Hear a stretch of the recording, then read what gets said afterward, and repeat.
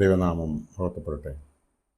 അതാൽ പ്രിയ വിശ്വാസികളുടെ സമൂഹമേ, നിങ്ങളേവരെയും പ്രഭാതവചനത്തിലേക്ക് വളരെ വിനീതമായി സ്വാഗതം ചെയ്യുന്നു. ഇന്നത്തെ ചിന്താവിഷയം ആയിക്കൊണ്ടുവന്നിരിക്കുന്നത് ദൈവം ഒരിക്കലും നമ്മെ കൈവിടുകയില്ല.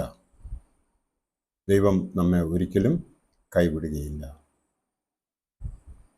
പരിശുദ്ധനായ പത്രോസ് ശ്ലീഹ പൊതുവിനെഴുതിയ 1-ാം ലേഖനം 5-ാം അധ്യായം 7-ാം വാക്യത്തിൽ ഇപ്രകാരം പറയുന്നു: അവൻ നിങ്ങൾക്കായി കരുതിയിരിക്കുകയാൽ നിങ്ങളുടെ സകല ചിന്താകുലവും അവൻ്റെ മേൽ ഇട്ടുകൊള്ളുവീൻ. ഇവിടെ ഇപ്പോൾ ഞാൻ ഓർക്കുന്നത്, ഞാൻ നേരത്തെ ഇടുക്കിയിൽ താമസിച്ചുകൊണ്ടിരുന്നപ്പോൾ അവിടെ എനിക്കറിയാവുന്ന ഒരു ചെറിയ കുടുംബമുണ്ടായിരുന്നു. ആ കുടുംബത്തിലെ ഗൃഹനാഥൻ ഡെയിലി വേജസിൽ ജോലി ചെയ്തുകൊണ്ടിരുന്ന ഒരു വ്യക്തിയായിരുന്നു. അദ്ദേഹം ഒരു ദിവസം പെട്ടെന്ന് ഒരു വീഴ്ചയിൽ തളർവാദ രോഗിയായി. വീട്ടിലുണ്ടായിരുന്ന ഭാര്യ ആകപ്പാടെ അവർക്കറിയാമായിരുന്ന ഒരു തൊഴിൽ എന്ന് പറയുന്നത് തയ്യൽ മാത്രമായിരുന്നു. ഒരു കടയിൽ ചെന്ന് റിക്വസ്റ്റ് ചെയ്തതിന് പ്രകാരം ഒരു തയ്യൽ മെഷീൻ അവർക്ക് തവണകളായി പൈസ തിരിച്ചടച്ചോളാം എന്നുള്ള ആ ഒരു വ്യവസ്ഥയിൽ അവർക്കത് കൊടുക്കുകയും തൻ്റെ മകളെയും കൂട്ടി തിരികെ വീട്ടിൽ വന്ന് പല വീടുകളിലും ചെന്ന് ചോദിച്ച് വാങ്ങി ഓരോ തുണികൾ വാങ്ങി അത് തയ്ച്ചു കൊടുക്കുന്ന പണി ആരംഭിച്ചു. ആ ബാലികയായിരുന്ന ആ മറിയാമ്മ എന്ന് പറഞ്ഞ മകൾ പറഞ്ഞതായ കാര്യം അത് ശരിയാണോ എന്നറിയുന്നതിന് വേണ്ടിയിട്ട് അന്ന് എനിക്ക് ഏതാണ്ട് 20 വയസ്സുള്ള അവസരത്തിൽ ഞാൻ ആ വീട്ടിൽ ചെന്ന് കണ്ടു. അപ്പോൾ മനസ്സിലായ കാര്യമാണ് ഞാൻ ഇവിടെ നിങ്ങളോട് പറയുന്നത്. ആ സ്ത്രീ അഹോരാത്രം തയ്യൽ പണിയെടുത്ത് വളരെ കഷ്ടപ്പെട്ട് ഭർത്താവിൻ്റെ മരുന്നുകളും മകളുടെ വിദ്യാഭ്യാസത്തിനുള്ള ചിലവുകളും വീട്ടിലെ ദൈനംദിന ചിലവിനുള്ള പൈസയുമൊക്കെ സ്വരുക്കൂട്ടിയിരുന്നുവെങ്കിലും അത് പര്യാപ്തമായിരുന്നില്ല. അങ്ങനെ ഇരിക്കെ ഒരു ദിവസം ആ കമ്പനിയിൽ നിന്നും ഒരു കത്ത് വരുന്നു. അതിൽ പ്രകാരം പറഞ്ഞിരിക്കുന്നു: നിങ്ങളുടെ പല തവണകൾ മുടങ്ങിയിരിക്കുന്നതിനാൽ ഏതാനും ദിവസങ്ങൾക്കകം വന്ന് ആ മെഷീൻ തിരിച്ച് എടുത്തുകൊണ്ട് പോരും എന്ന് പറഞ്ഞത് കേട്ട് ആ ബാലിക ഞെട്ടിത്തെറിച്ചു.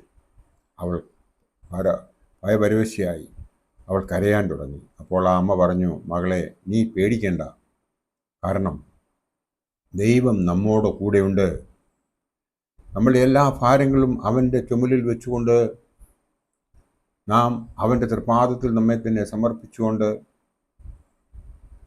നാം വിശ്വാസമുള്ളവരായി ജീവിക്കുന്നുവെങ്കിൽ അവൻ ഒരിക്കലും നമ്മളെ കൈവിടുകയില്ല എന്നാണ് വചനം നമ്മെ പഠിപ്പിച്ചിരിക്കുന്നത്. മോൾ കാണുന്നുണ്ടല്ലോ, ഈ മമ്മി മോടെ പേർക്കും ചായൻ്റെ പേർക്കും നമ്മുടെ ഈ കുടുംബത്തിന് വേണ്ടി 3 നേരം പ്രാർത്ഥിക്കുന്നത് നീ കാണുന്നുണ്ടല്ലോ. മകളെ, കണ്ണുനീരോടുകൂടി നമ്മുടെ പ്രാർത്ഥന ദൈവം സ്വീകരിച്ചു എന്ന് ഞാൻ വിശ്വസിക്കുന്നു. കണ്ണുനീരോടുകൂടിയുള്ള ആ പ്രാർത്ഥന നമുക്ക് ഫലം തരാതിരിക്കുകയില്ല എന്ന് ഞാൻ കരുതുന്നു. ആയതിനാൽ ദൈവം നമ്മെ കരുതിക്കൊള്ളും. മോൾ ധൈര്യമായിട്ടിരിക്കുക എന്ന് പറഞ്ഞ് കല്ലിന് കാറ്റ് പിടിച്ചതുപോലെ യാതൊരു പേടിയുമില്ലാതെ ആ സ്ത്രീ അവിടെ ഇരുന്നു എന്ന് ആ കുട്ടി പറയുകയുണ്ടായി. പിറ്റേ ദിവസം രാവിലെ വീടിൻ്റെ വാതിൽക്കൽ ആരോ വന്ന് മുട്ടുന്ന കണ്ട ഉടനെ ആ ബാലിക വിറയ്ക്കാൻ തുടങ്ങി, പേടിച്ചു.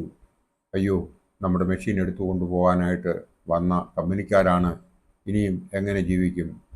ഇന്നിപ്പോൾ ഇപ്പോഴൊക്കെ അത് പകുതി പട്ടിണിയേ ഉണ്ടായിരുന്നുള്ളൂ, എന്നാൽ ഇനി മുഴുപട്ടിണിയാകാൻ പോവാണല്ലോ എന്നോർത്ത് വിഷമിച്ച് ഭയപരവശയായി ചെന്ന് വാതിൽ തുറന്നു നോക്കിയപ്പോൾ ഒരു ഏതാണ്ട് 30 വയസ്സോളം പ്രായമുള്ള ഒരു ചെറുപ്പക്കാരൻ ഒരു കുഞ്ഞിനെയും കയ്യിൽ വെച്ചുകൊണ്ട് അവിടെ നിൽക്കുന്നു. ചോദിച്ചു, എന്തിനാണ് വന്നതെന്ന് ചോദിച്ചപ്പോൾ പറഞ്ഞു, മോളെ, അമ്മയെ ഒന്ന് വിളിക്കാൻ പറഞ്ഞു. ആ അമ്മ തിരിച്ച് ആ വാതിക്കലേക്ക് വന്നപ്പോൾ അമ്മയോട് പറയുന്നു, എന്നെ വെളിയിലത്തെ പീഡിയക്കടക്കാരനും ആ തയ്യൽ കടക്കാരനും ആണ് ഇങ്ങോട്ട് അയച്ചത്. ചിന്നമ്മയോട് വന്ന് പറഞ്ഞു കഴിഞ്ഞാൽ ചിന്നമ്മ ഒരിക്കലും ഉപേക്ഷിക്കുകയില്ല എന്ന് പറഞ്ഞു. എൻ്റെ പ്രോബ്ലം എന്താണെന്ന് പറഞ്ഞാൽ, ഇന്നലെ വൈകിട്ട് എൻ്റെ ഭാര്യ പെട്ടെന്ന് കുഴഞ്ഞു വീണ് ഇപ്പോൾ അവൾ ആശുപത്രിയിൽ അഡ്മിറ്റാണ്. എൻ്റെ ഈ കുഞ്ഞിനെ നോക്കാൻ ഞങ്ങൾക്കിവിടെ സ്വന്തക്കാരോ ബന്ധക്കാരോ ആരും തന്നെ ഇല്ല. ഞാനിപ്പോൾ ഹോസ്പിറ്റലിൽ നിന്ന് വന്നതാണ്. എന്നാൽ എനിക്ക് ഡ്യൂട്ടിക്ക് പോയേ മതിയാവൂ. എൻ്റെ കുഞ്ഞിനെ നോക്കാൻ ആരും തന്നെ ഇല്ല. എന്നെ ഒന്ന് സഹായിക്കുമോ എന്ന് ചോദിക്കുന്നു. അവൾ പറഞ്ഞു, എനിക്ക് സന്തോഷമേ ഉള്ളൂ, ഞാൻ നിങ്ങളുടെ കുഞ്ഞിനെ നോക്കിക്കോളാം എന്ന് പറഞ്ഞ് ആ കുഞ്ഞിനെ കയ്യിൽ മേടിച്ച് കൂട്ടത്തിൽ തന്നെ ആ ചെറുപ്പക്കാരൻ പറഞ്ഞു, നിങ്ങൾ വെറുതെ നോക്കണ്ട, കാരണം എനിക്ക് നല്ല ശമ്പളമുള്ള ഒരാളാണ്, അതുകൊണ്ട് ഞാൻ കുറച്ച് രൂപ നിങ്ങൾക്ക് തരാം, അത് സ്വീകരിക്കണം എന്ന് പറഞ്ഞ് ഒരു 500 രൂപ 5 100 രൂപ നോട്ട് എടുത്ത് അവരുടെ കയ്യിലേക്ക് കൊടുക്കുന്നു. ഒരു കാര്യം ഓർക്കണം, ഇന്നേക്ക് ഒരു 40-45 വർഷം മുമ്പുള്ള കാര്യമാണ് ഈ പറയുന്നത്. അന്ന് 500 രൂപയ്ക്ക് നല്ല വിലയുള്ള കാലമാണ്. എന്നിട്ട് ആ ചെറുപ്പക്കാരൻ പറഞ്ഞു, ഞാൻ വൈകുമ്പോഴോ ഇല്ലെങ്കിൽ ഹോസ്പിറ്റലിൽ നിന്ന് തിരിച്ചു വരാൻ താമസിച്ചില്ലെങ്കിൽ ഞാൻ വന്ന് കുഞ്ഞിനെ എടുത്തുകൊള്ളാമെന്ന് പറഞ്ഞു. കുഴപ്പമില്ല, ഇടയ്ക്കിടയ്ക്ക് വന്ന് കുഞ്ഞിനെ കണ്ടാൽ മാത്രം മതിയെന്ന് പറഞ്ഞ് അവർ യാത്ര അയച്ചു. ആ ചിന്നമ്മ എന്ന് പറഞ്ഞ സ്ത്രീ ആ തൻ്റെ ബാലികയായ മകളോട് പറയുന്നു, മകളെ നീ നോക്കുക, ദൈവം നമ്മളെ അനുഗ്രഹിച്ചിരിക്കുന്നു. ഇതാണ് ഞാൻ നിന്നോട് പറഞ്ഞത്, നമുക്ക് ആകുലപ്പെടേണ്ട കാര്യമില്ല, കാരണം നമ്മൾ ജീവനുള്ള ദൈവത്തെയാണ് വിളിക്കുന്നത്. ദൈവം നമ്മളെ ഒരിക്കലും കൈവിടുകയില്ല എന്നുള്ള ആ ഒരു വിശ്വാസം നമുക്കുണ്ടെങ്കിൽ ഇത് നമുക്ക് സാധിച്ചു കിട്ടും എന്ന് എനിക്ക് ഉറപ്പുണ്ടായിരുന്നതിനാൽ ഞാൻ ഒരിക്കലും ആകുലപ്പെട്ടില്ല എന്ന് ഇവിടെ പറയുന്നു.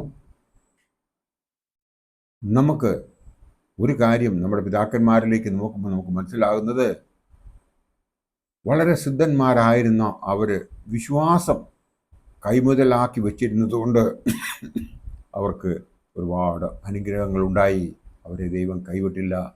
അത് അറിയാമായിരുന്ന ഈ ചിന്നമ്മ മകളെയും ആശ്വസിപ്പിച്ച് മകളും ആ പാതയിലൂടെ യാത്ര ചെയ്ത് നല്ല ഒരു കുടുംബിനിയായി പിന്നീട് ജീവിക്കുന്നതായി എനിക്ക് ആ പെൺകുട്ടിയെ കാണുവാൻ സാധിച്ചു. കാരണം വീട് ഒരു ആലയമായി ആ പെൺകുട്ടി കണ്ടു.